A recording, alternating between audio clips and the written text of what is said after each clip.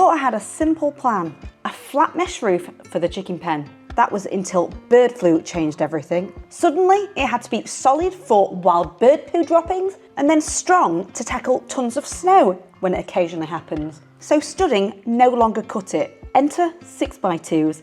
Massive, probably overkill, and hours spent on SketchUp, asking ChatGPT for advice, debating timber strengths, and it turns out AI isn't always right. Dad said 4x2s would have done. And then came the mini wall mistake, trying to make it level with the rest of the panels, which Dad said I should have added a wall plate on top of the bricks instead.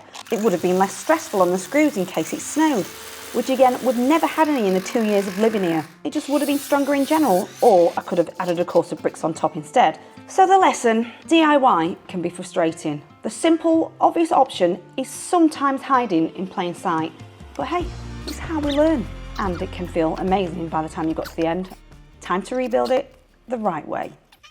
Now recently, Celsi007 said it'd be great to have my dad in a video sharing his expert knowledge. Well, here he is, with a truck full of timber, and I could trust that I had a much better plan.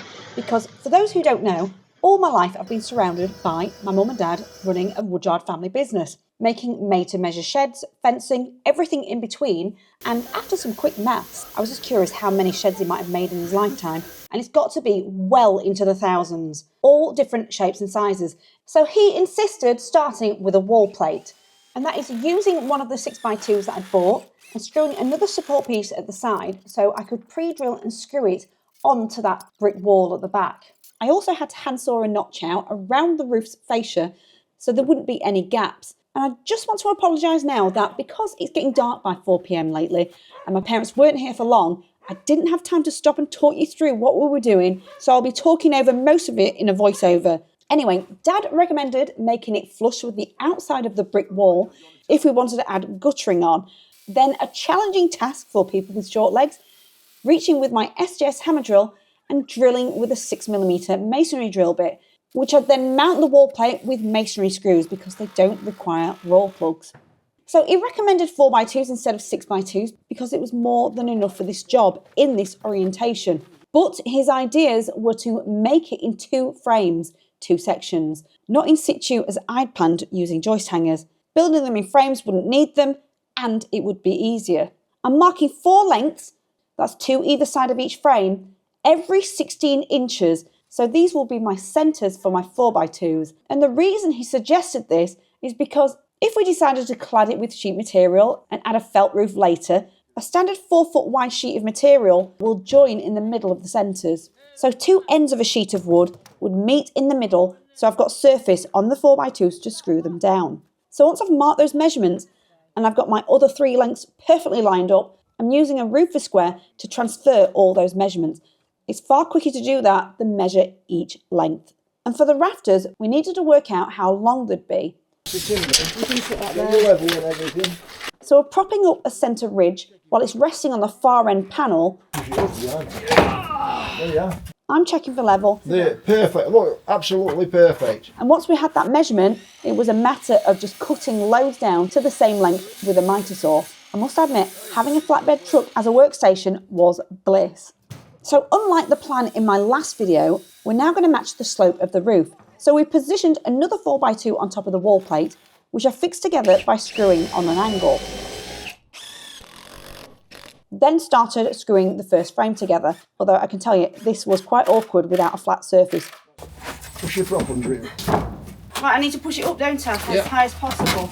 Oh, yay! So because Mr. TCD is holding the partially built frame against the wall plate far right, I can start screwing it to the fascia. Then reach over to drill and screw it to the wall plate.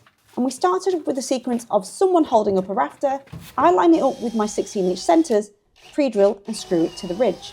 Oh, and important carpenter tip, if you've got any timber bowing, have the bow side facing upwards to the sky so it's less likely to sag. But because it felt like a juggling act, reaching over to drill and screw from the other side of the wall plate, Dad suggested screwing a prop piece where we could rest the 4x2s, making it much easier. And once one was fixed, I'd do the same with the next one and repeat until the full first panel was done.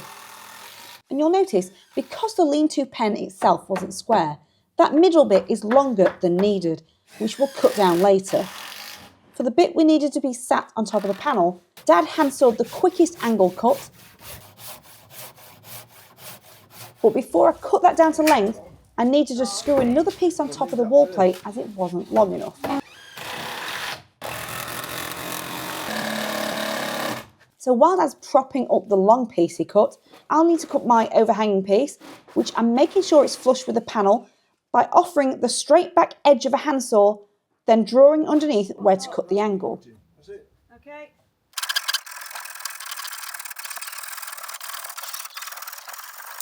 Now I could slot it in between the middle ridge and the wall plate and drill and screw it in.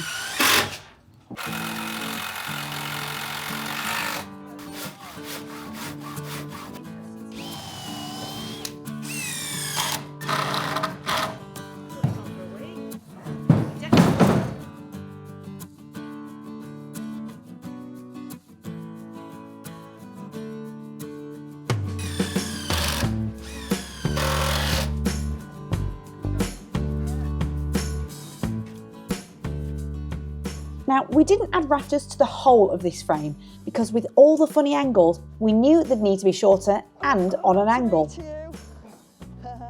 Oh, I can't do anything now, it's too tall. Dad also used offcuts to temporarily stack the tallest side up while I mounted it to the first frame and the fascia. But while I did that, Dad also made a filler piece for the roof to sit on.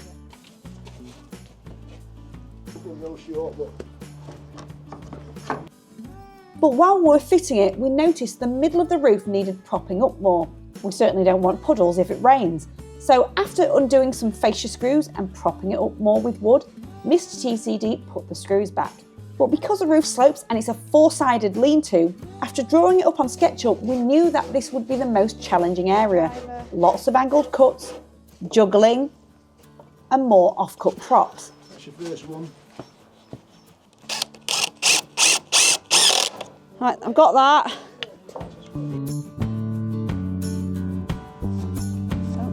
That's it.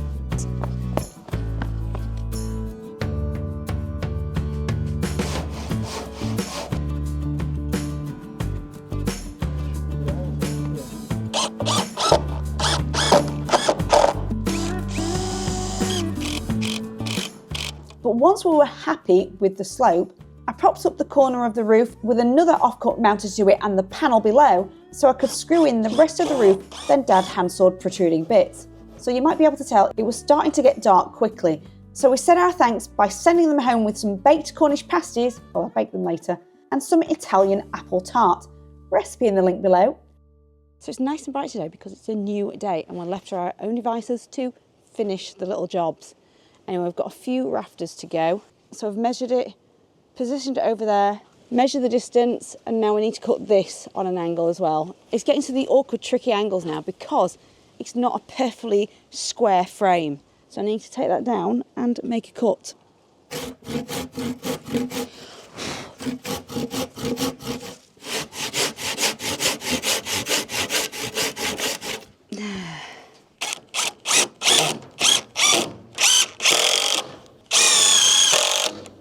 I'm going to put another one here because if we do decide to put plywood or OSB or whatever and then felt, the end of the board might actually be here. So that's why I'm doing it. Oh, shut up. Right.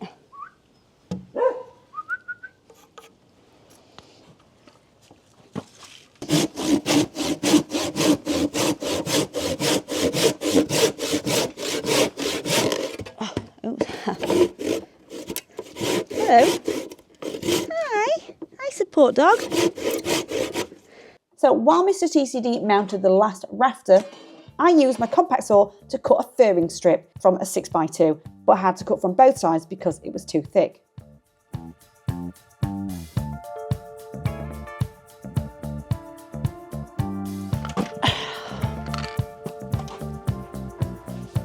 Yeah, this isn't going to work.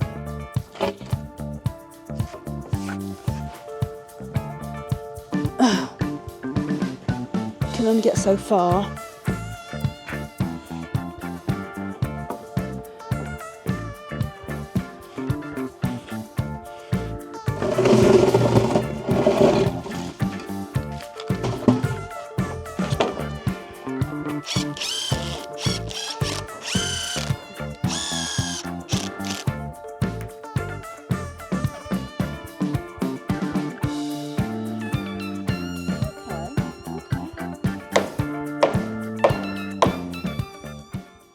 So I've got my furring piece in. Mr. TCD's malleted it so it can go as far as we can.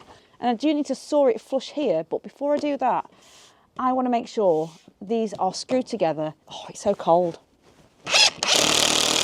Right, next one. Oh, keep going at an angle. Go on, tap this one for me, just here. Stop.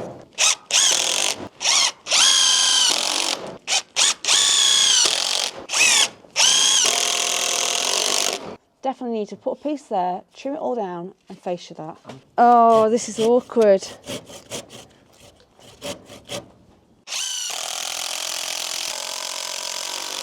So we had a couple of jobs left to do. First, I cut some fascia pieces using plywood, angled around the frame, and I temporarily added props so I could rest the deeper piece on the sloping side, then draw from behind where to cut the top off. Now Mr. TCD is painting them to match in one of the barns, while we had a huge hailstorm outside. And once they would dry the next day, I could finally screw them on while he drilled and screwed the roof to the frame with really long screws.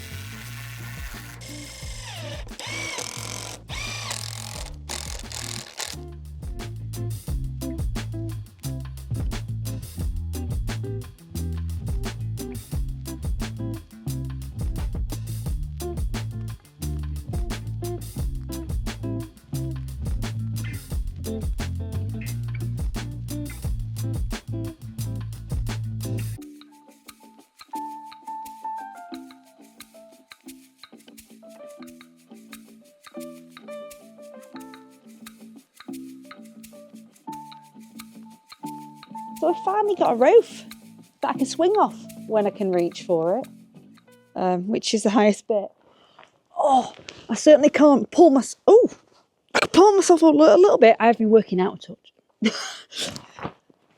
Anyway, must admit, doing this project made me feel really stupid.